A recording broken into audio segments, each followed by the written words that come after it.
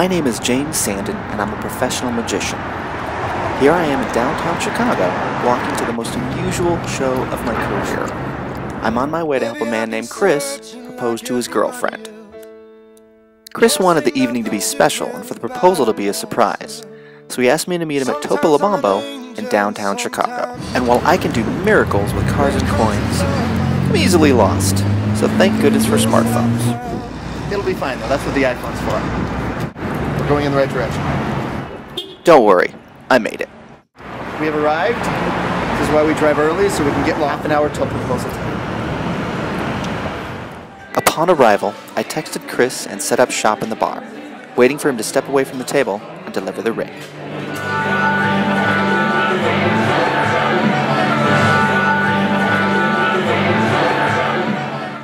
This is Chris. He's just delivered the ring and is getting ready to head back to the table. We are preparing for the big moment. I have the ring, and it is a beautiful ring. I don't know if you can see it.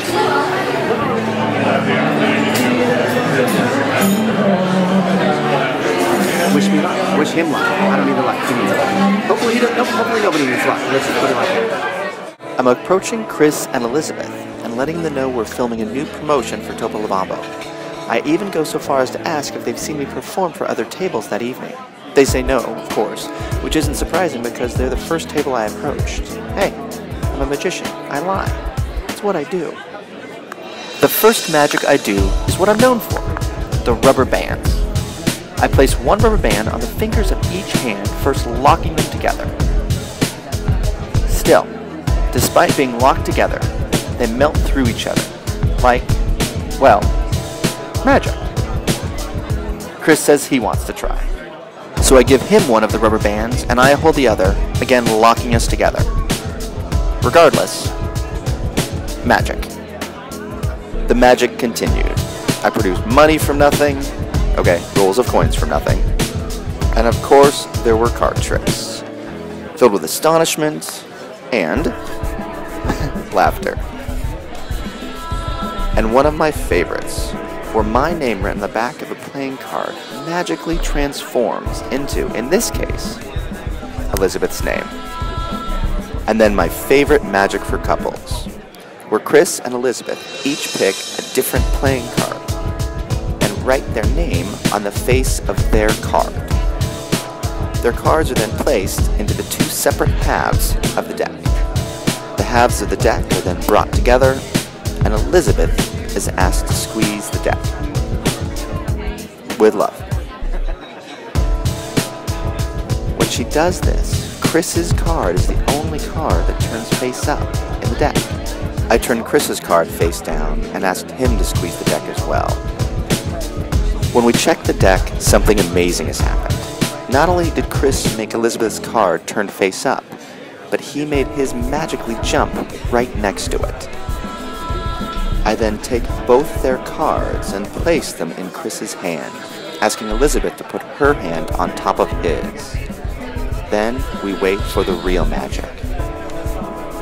And in just a few seconds, their individual cards fuse into one. Not glue, not tape. One card, two sides, magic. My favorite part is that Elizabeth intentionally wrote her name wrong to try and screw me up, but that wrong name is the one that's on the fused playing cards. Now for the grand finale. First, I borrow a mint from Chris. Turns out, it's a lifesaver. I place the lifesaver in Elizabeth's hand and ask Chris to hold his beneath hers. She has no idea what's next.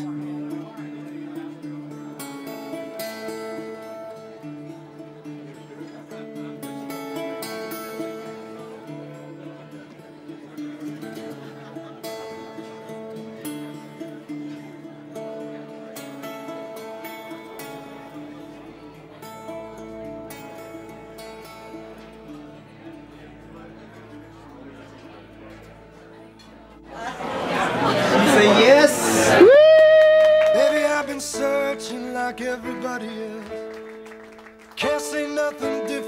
about myself.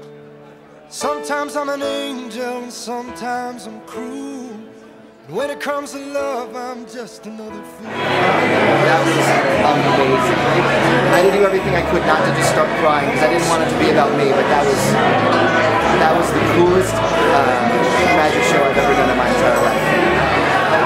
I wish I could do that all the time. So, thank you, Chris. Congratulations to Chris and Elizabeth, and I wish you the best. Out across this canyon,